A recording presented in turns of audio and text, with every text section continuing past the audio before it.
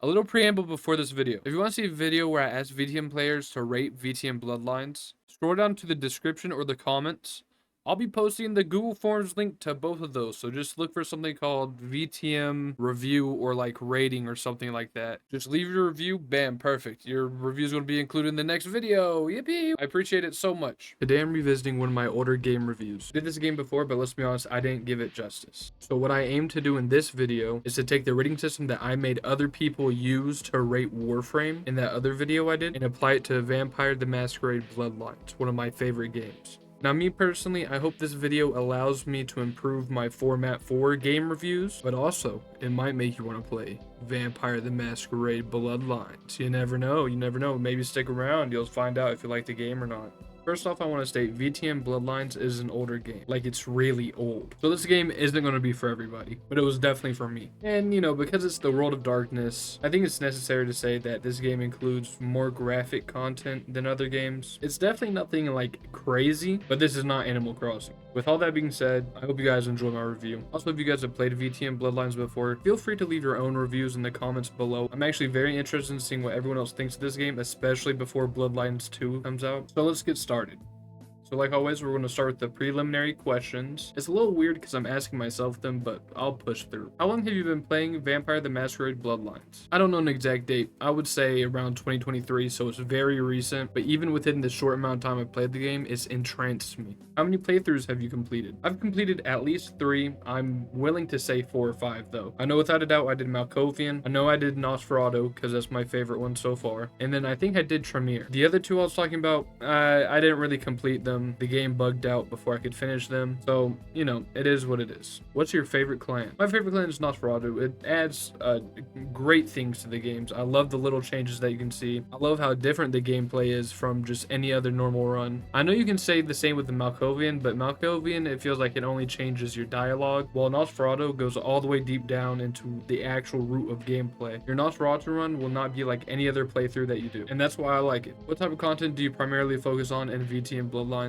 I haven't done most of the side quests, I'll be honest. I'm more of a main quest person, and then I, you know, replay the game in a couple months whenever I've forgotten about a lot of the stuff. But I've done every ending except for the Anarchs because they are bitches. I will stand by that, they are bitches. Ooh, we're going straight to the rating categories, yippee! First up, we got gameplay mechanics. Personally, for me, I'm gonna say 6. They were really interesting mechanics. The clan abilities were all sort of unique, even though most of them could be boiled down to stun, block, hide, and attack. I still think that they were pretty in-depth for the time that they came out. Obviously, though, you'll notice that it's not one of the higher ratings. I think this is because it could have done better. There's a lot of things that you could just cheese, but these things do come along with it being an older game. Content quality and quantity. I'd say this is a 7. Great game. Love the content. It was all perfect until the last act, Chinatown. But as anyone who actually likes Bloodlines a lot knows, Chinatown is whenever the game started getting cut for time, right? They started rushing everything, every level. That's why most of the people who have played the game actually agree that Chinatown is probably the worst map. Also, if you play with the unofficial patch plus, I think you get more content. I think it's cut content, right? And that has always been good. I love cut content. It's all very interesting to see. Visuals and art design. This one I'm gonna have to go 5 just because it is a retro graphic game. But I did throw it some points because I really love the vibe. The vibe of the entire city is perfect. The asylum is great. It's very atmospheric. You've got mafia places. You've got blood banks with weirdos selling blood. You've got cool ass gargoyles inside of theaters. The vibe is just immaculate, but it falls short on the graphics. This can't really be helped though, because like I said, it's an older game. What are you gonna do? Story and lore, 10.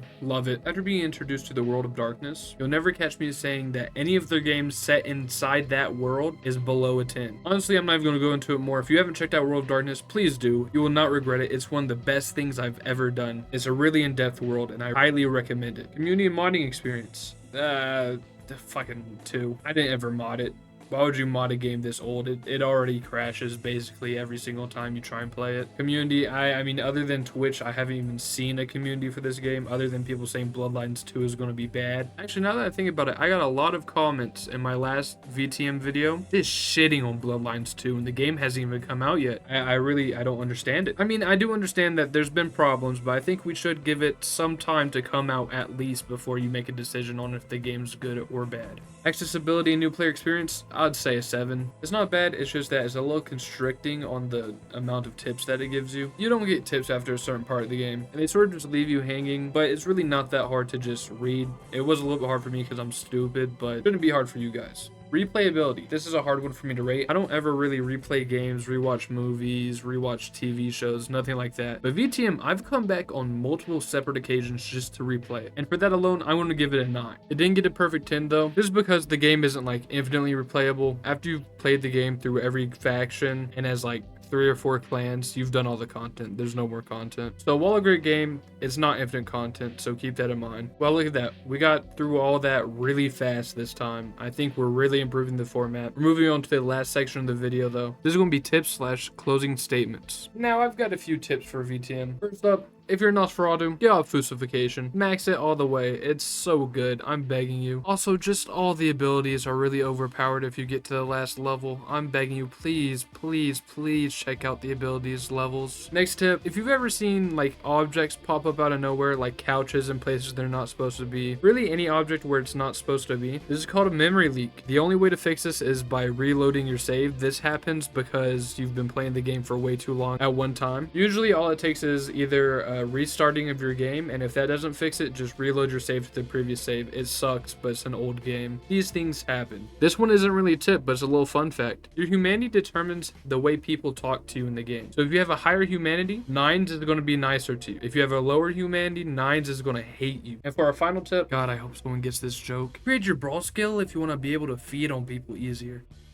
And for closing remarks, I say definitely check out this game. This is one of my favorite games ever. It's a great game. You just have to remember it was made in 2004. That's around 20 years ago now. So like I've been saying, it's really fucking old. Thank you for watching my video. I hope I've improved the format. Just so you know, we have upcoming community review things. I'm doing Valorant, CSGO. I'm doing something a little bit different with Warframe, where I'm trying to look into why the new player experience is rated so low. So if any of these interest you, join the Discord and leave a comment, do all that. Just let me know. I will be setting out the videos for that so you can submit your reviews very soon. Thank you. Bye-bye.